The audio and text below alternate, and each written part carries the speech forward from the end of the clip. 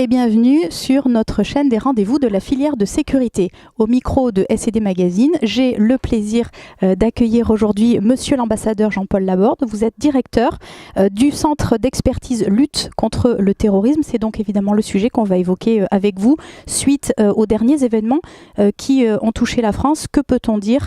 Quel est votre regard sur l'état de la menace qui pèse sur notre pays? Bonjour tout d'abord, aussi à vos auditeurs et vos spectateurs. Je dois dire que, je le dis toujours, la menace elle est malheureusement permanente. Elle est permanente du fait de deux types de ressources terroristes, on pourrait dire. La première est ce fameux terrorisme low cost qu'on a ici maintenant, d'une manière régulière. Et puis, éventuellement, le retour de djihadistes bien entraînés.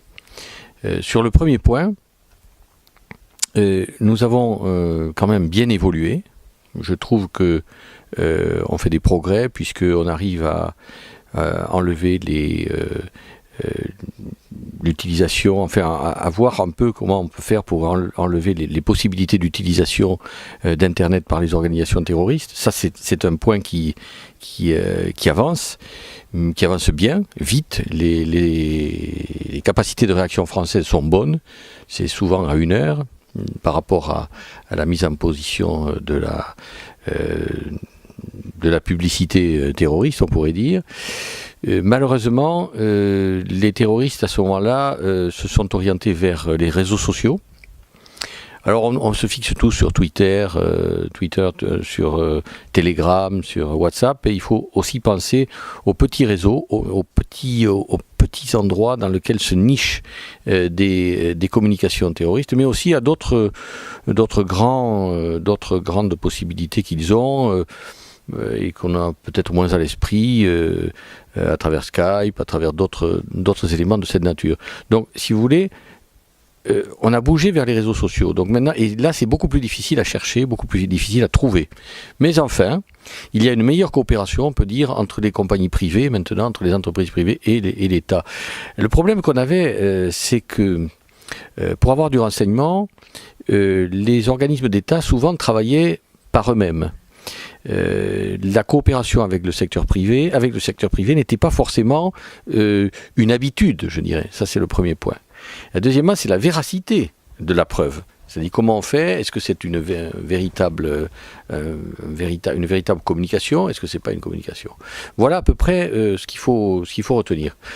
Ça n'empêchera pas, malheureusement, et il faut toujours s'incliner devant les victimes qu'on a eues encore la semaine dernière, ça n'empêchera pas le terrorisme low cost, mais si on peut éviter ces systèmes de communication, je crois que c'est vraiment la mesure à prendre, et le gouvernement français a pris des mesures qui sont très bonne. Ceci étant, il faut mieux expliquer à la société civile, savoir que la société civile doit aussi se protéger, on doit regarder autour de nous tous, je dis vous, nous, et puis travailler en étroite collaboration avec le secteur privé.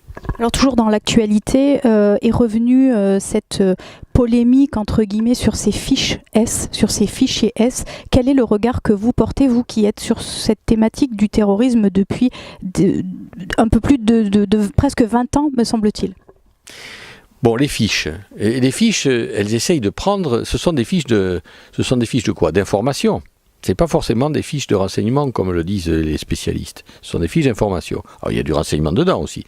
Et plus on en prend, plus ça devient du renseignement. Il n'empêche que c'est un système ouvert. Si on prend, si on fait référence à la géométrie, on dirait, on a un système d'angle qui est très très ouvert. 100 degrés, je ne sais pas, enfin, en tout cas, vous avez un angle ouvert. Si vous avez deux solutions, ou bien vous rétrécissez l'angle et vous avez moins de monde et vous risquez de prendre moins de personnes dans les filets, ou bien vous avez un angle ouvert, à ce moment-là, vous avez beaucoup de gens, mais évidemment, moins de précision. Une fiche, c'est une fiche. C'est pas parce qu'on est fiché S qu'on est un terroriste. On est fiché S parce qu'il y a des éléments qui peuvent penser qu'il pourrait y avoir. Donc c'est large le fichage S. Est-ce qu'on doit faire un sous-fichage? Est-ce qu'on doit avoir des éléments complémentaires pour comment dirais-je, trouver nos assises d'une manière plus stable? C'est vraiment nos agences ont fait beaucoup de travail. Vous n'allez pas mettre tous les fichiers S en prison, c'est pas possible. Sinon, il y aurait et d'abord, je veux dire, le système judiciaire, moi en tant que juge, je ne pourrais pas permettre de mettre tous ces gens-là en prison. C'est impossible, puisqu'on n'aurait pas d'éléments suffisants caractérisant une association de malfaiteurs à but terroriste. Parce que vous ne pourriez avoir que ça. Il faut d'abord qu'il y ait une association de malfaiteurs, ou il faut qu'il y ait un acte de terrorisme. Vous ne pouvez pas mettre des gens en prévention pendant des années. Ça n'existe pas, et nulle part, et ça n'est pas l'état de notre démocratie. Ça n'est pas le reflet de ce que l'on est. Donc, c'est certainement travailler davantage sur la question information-renseignement, mais il faut malheureusement considérer qu'on a un risque. Est-ce qu'il faut, selon vous, faire évoluer la loi? Est-ce qu'aujourd'hui, la loi française a besoin d'évoluer, ou est-ce que vous estimez que ce dont on dispose actuellement est suffisant? Le législateur français est celui qui légifère le plus dans le monde. Ce qu'il faut, ce sont des choses qui marchent. La loi, je suis un peu réactif quand je dis ça, mais la loi, et on a assez de lois. On ne va pas encore changer la loi. À quoi ça va servir de changer la loi?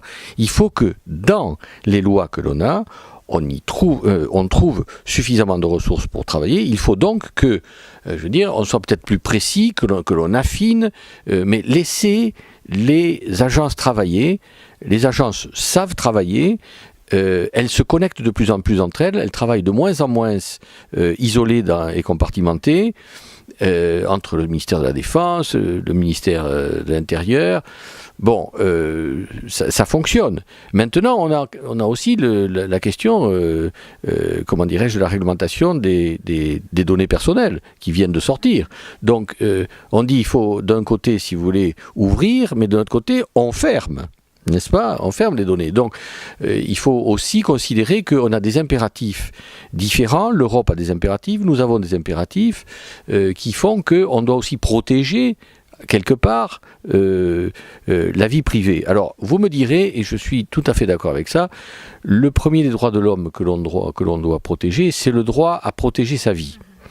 Je ne viens pas à dire le droit à la vie parce que ça entrerait dans des problèmes éthiques que nous n'avons pas abordés ici, mais le droit à protéger sa vie. Vous ne pouvez pas exercer vos droits, votre liberté d'aller et venir, votre liberté d'aller au spectacle, etc. si vous n'avez pas la vie. C'est clair, c'est votre droit à conserver votre vie. Donc il faut aussi considérer qu'on doit pouvoir avoir, et ça c'est pour les tenants de la société civile, qu'ils ne soient pas effrayés d'avoir des législations qui soient un peu intrusives. Moi je trouve que effectivement, si on y laisse un peu de notre vie privée, mais si on protège notre droit fondamental qui est le droit à conserver sa vie, je veux dire, ça vaut quelquefois plus, et je suis sûr que ce brave jeune homme qui a laissé la vie samedi dernier, il aurait préféré qu'il y ait un peu plus de mesures intrusives et un peu moins de, comment dirais-je, et qu'il ait pu conserver sa vie. Voilà. C'est là, si vous voulez, qu'il faut travailler aussi avec la société civile et avec le monde académique pour faire comprendre que là, on a besoin d'une balance un peu différente. Il y a des droits fondamentaux qu'il ne faut pas toucher. Le droit, par exemple, au procès équitable.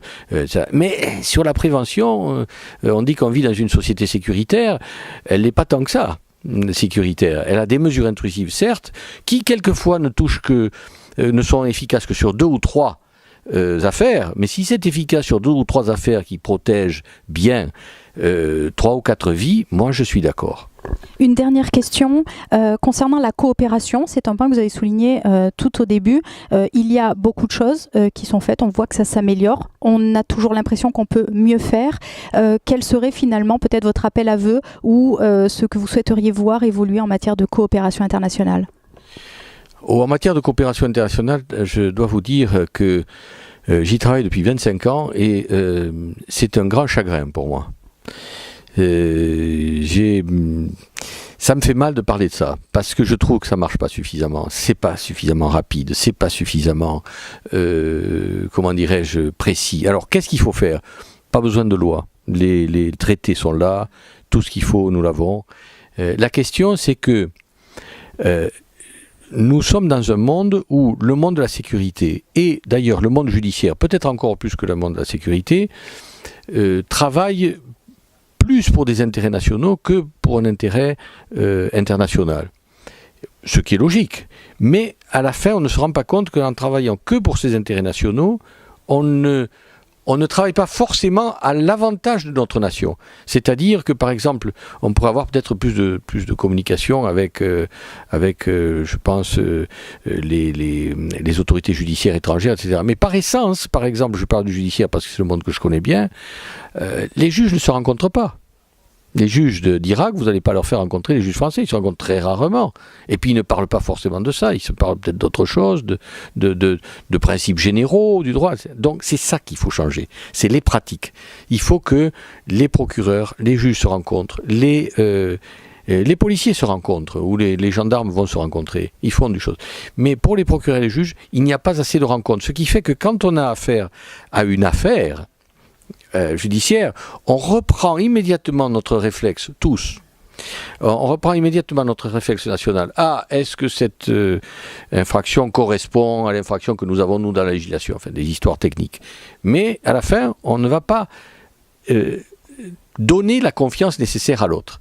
Donc, il faut bâtir un monde de confiance entre ces agences-là pour que, quand il y ait des affaires, il y ait un flot régulier d'informations qui passe d'une manière juridique, légale, mais en ayant d'abord la confiance. Je crois que c'est ça qu'il faut changer. Merci beaucoup, Monsieur l'Ambassadeur, d'avoir répondu à nos questions. Merci à vous de nous avoir suivis. Très belle journée à tous.